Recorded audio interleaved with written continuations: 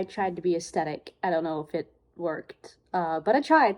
Hi, my name is Ali. Welcome to or back to my channel. Here, hi, welcome back. It is per my attempt of aesthetic vibes. Fall. It is the fall season. I have my few Halloween decorations up. I have a lot of black cat decorations, but honestly, my house looks like Halloween all the time because I have black and orange cats. I have permanent Halloween decorations. There is just black cat decorations in my house all the time. But nevertheless, it's fall. I wanted to give you guys my kind of fall recommendations for this year. I made sure to go and rewatch my video from last year to not repeat books. I have some new fall recommendations for you guys, and I split them up into genres. I tried to pick some romance, some fantasy, and some like mysteries and thrillers. But baseline, my qualifications of a fall vibe is really just a vibe. I think of fall, I think of obviously spooky season, so thrillers and mysteries are like usually at the forefront of that. I also think of, I'm no longer in school, but fall is when people start back in high school and start back in college. All of that jazz. So my fall vibes are just like maybe things that are set in around the fall seasons, maybe school-based, mysteries, all of that. So yeah, we'll start with romance. I have 3 recommendations for you. So my first romance fall recommendation is a book that I actually just recently read. It is The 7-Year Slip by Ashley Poston. Ashley Poston. I'm sorry if I pronounced your name wrong. But this is romance spooky.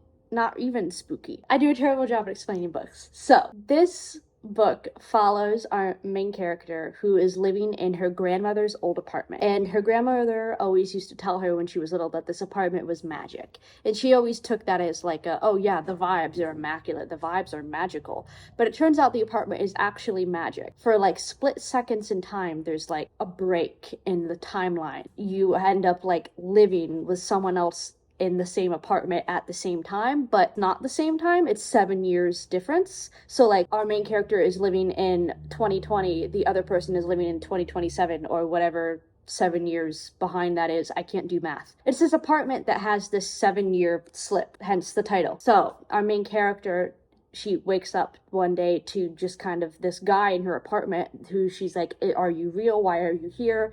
Yada yada, and it's a romance between them. So I liked this because it has kind of like the ghosty paranormal-ish aspects of it, but this does deal a lot with like grief. So if that's not something you super want to read about, this might not be for you. But I thought this was cute. The dialogue in the male main character, he is just so sweet and I love him genuinely. I think this is a kind of a good fall romancy feel. To follow up with that, a book that I read on Kindle, it's on Kindle Unlimited currently, and that is Out on a Limb. This book is so cute. I will preface that this entire book is pregnancy trope. Hear me out. If you know anything about me, I hate pregnancy trope books with a burning passion, but I like 4.5 starred this book. So that's saying something. This whole book is pregnancy trope. But what makes this fall is the couple literally meets on Halloween. You want more of a fall romance than that? I can't. What else do you want from me? That is a fall romance. They meet on Halloween. There you go. There's your fall romance. It's pregnancy trope. I can't really explain much more about that without it being like spoilery.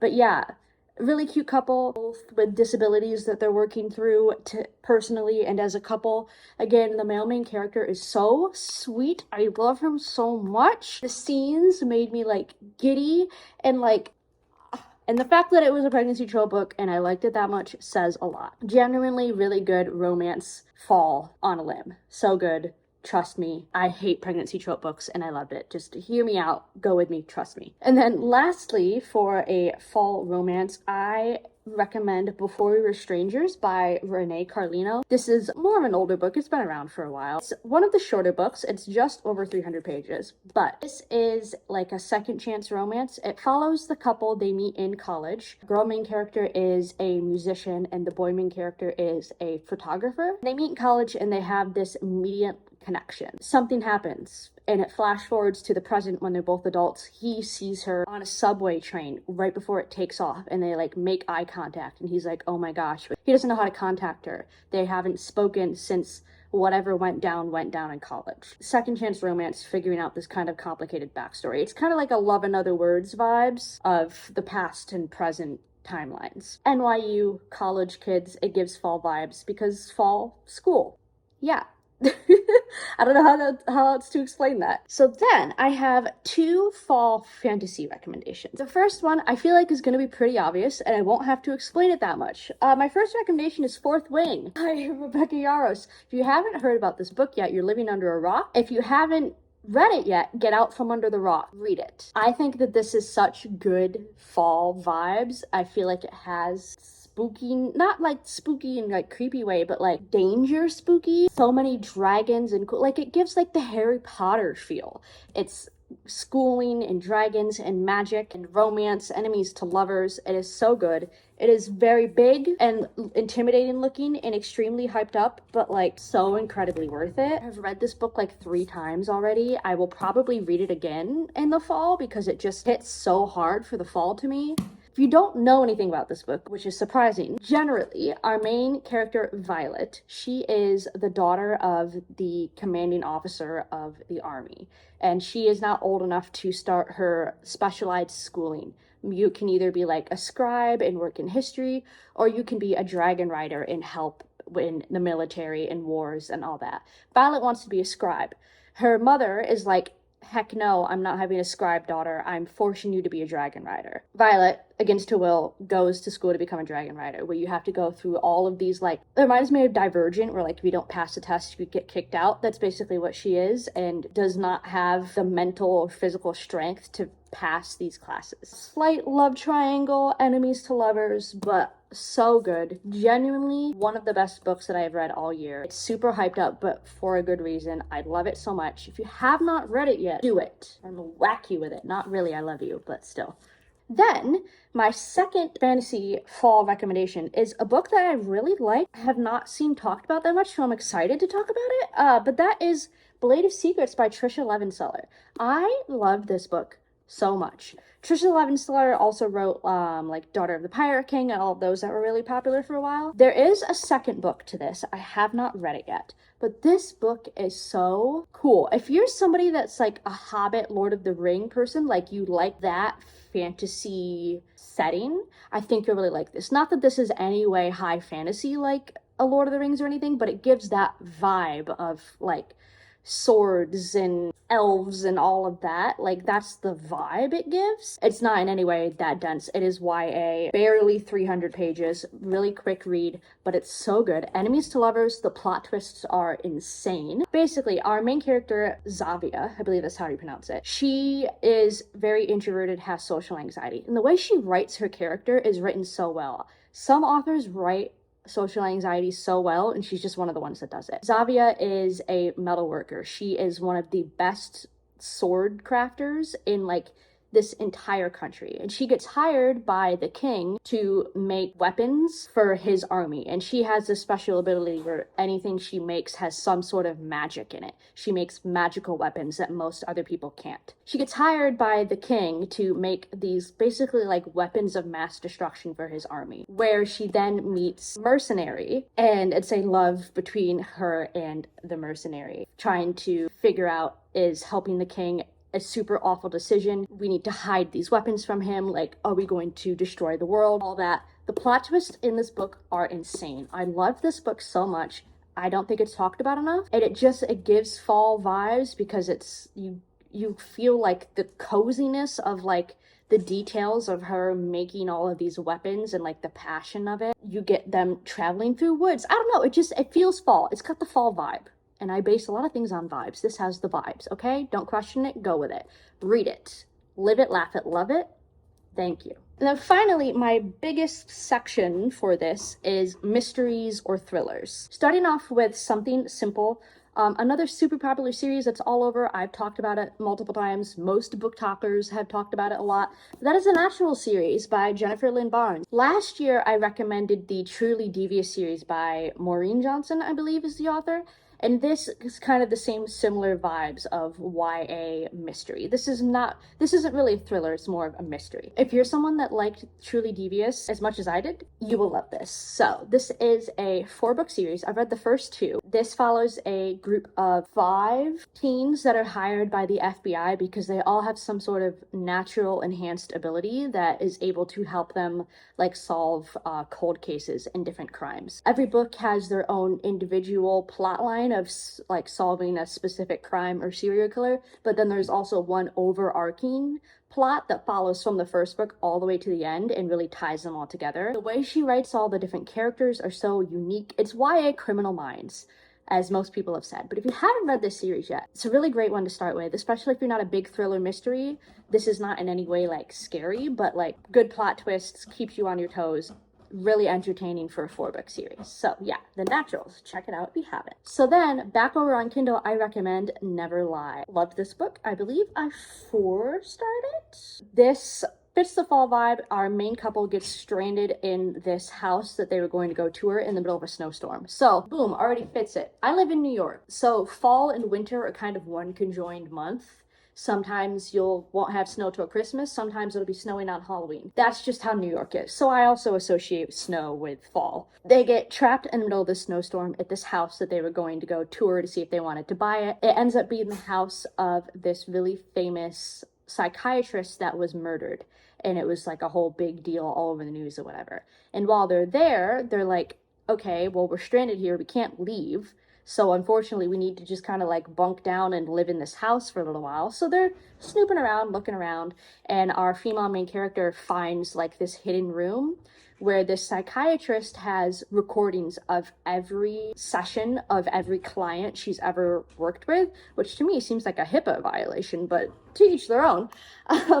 But she starts listening to these tapes, and it basically plays out up to this psychiatrist's murder. The way it plays out, it's like, is the person that's in prison actually the one that killed her? Is it this other person? What the heck is going on? So, much more of a psychological thriller than it is like a Scream, someone's trying to kill you thriller. I think it fits the fall vibes really well. Super fast paced, super short, keeps you entertained. On Kindle Unlimited, so check it out. So then I recommend Misery by Stephen King. It's fall, it's Stephen King. I feel like Stephen King, all of those books are some sort of fall vibe. I haven't read a lot of Stephen King. I've only read 3 or 4 of his books, but Misery is so far by far one of my favorites. If you don't know anything about this book, Misery follows this author. He has written this like best-selling series, and he finally ends the series. He's driving home from like a book signing or something, and he gets caught in a snowstorm, crashes. His car gets stuck in a ditch, and he gets rescued by this woman who like pulls him out of his car, takes him to his house, tries to help him recover. He's like knocked out for a few days, whatever, but he wakes up in this woman's home, and he's like, hey, thanks for saving me. Turns out she is like an unhealthy Superman, and she is furious that he has ended this book series, and she basically captures him, holds him hostage in her home, and forces him to write more books specifically for her. She's crazy. This one is like more gory. It's Stephen King. If you don't know anything about him, like he writes gory scenes. There are like scenes where I was like, and I also did a reading vlog of this book, so I can tag that if you want to watch me read this book, if you're too scared to read it yourself. Like, look at the cover. Like, that gives winter fall energy. So, Misery by Stephen King. Last but not least, mystery thriller recommendation, a book that I also just finished reading, Hidden Pictures by Jason Mikulik. This book is incredible. I loved it so much. I am a baby back bitch. I get scared at everything. I do not in any way watch horror movies or I get scared by everything, and I'm usually fine with books. This book, I could not read it at night. I refused to read this book at night. I would take it to work and read it on like breaks and stuff. I could not read this book at night. It genuinely scared me because this book has illustrations that go along with it. And these drawings are like genuinely terrifying. But it's like to be reading a book at night and then just seeing pictures like this, I couldn't do it. I could not read this book at night. This one is one that's obviously drawn by a child, but like I have never read a thriller that like had this sort of like illustrated aspect to it, but genuinely it was terrifying. Especially like this one. What the hell is that? That's terrifying. I would not touch this book at night. It was so good. It took me a long time to finish just because I was only reading like 2 chapters at a time because I was genuinely scared. It was so good. I loved it so much. So, this book follows Mallory. She needs a job. She gets one babysitting this rich family's son. She becomes like their live-in nanny. When she starts going to her interview and meeting him and whatever, his parents bring up this imaginary friend that he has. And she's like, okay, whatever. Like, he's a kid. Every kid. I had an imaginary friend. Most kids do. As the story goes on, he talks about this imaginary friend and draws these pictures of her in ways that it's like, okay, are we sure this is an imaginary friend, or is this a ghost? Is there someone living in your house? This is weird. He starts drawing these pictures that literally look like, it looks like he witnessed a murder and this is the only way he can figure out how to express that he's seen something. It's really weird. The pictures that he's drawing are extremely concerning. And it's bringing up the question of what the hell is going on? Is this actually a made-up character? Is this a ghost? Is there someone in your house? What is up with your parents? There's something off with this marriage. Has your family killed someone? Are you an accessory to murder in your child and you don't know how to express it? Terrifying book. So good. Great plot twists. I can't recommend it enough. If you really like a good mystery thriller that's not necessarily like bloody, gory graphic, but like will give you chills, I highly, highly suggest this book. So yeah, here are all my, oh, I'm gonna drop it. I really thought I had it that time. Here are all of my fall recommendations for the year. If you guys have read any of these, let me know your thoughts, comments, questions, concerns, opinions. Hopefully these are some new recommendations for you that you haven't read yet and can help you get in the fall mood. If you guys have any of your own fall recommendations, feel free to leave them in the comments below. If you guys want to follow me anywhere on my social medias, they are all down below as always. Down below is also my Amazon wish list. If you guys want to send me any books that I have picked out on there, or you can add your own and send me your favorite book or your favorite fall recommendation, and I will read them and make sure I say thank you and all of that jazz. Down below is also my Pango books, a cheaper way of filling up your TBR. It is a online secondhand store. Check out my listings. I just added a bunch of new ones so you can buy from me or from other people. I buy from Pango all the time. I just had a Pango package that came in the mail, actually. I have to unbox that when I'm done with this. Happy fall. I'm excited. I feel like I read so much more in the fall because I don't know. I'm more motivated in the fall. I don't know. But yeah, I love you. Thank you guys for hanging out with me. Stay safe. Have a happy fall. And I will see you guys somewhere else on the internet. Bye.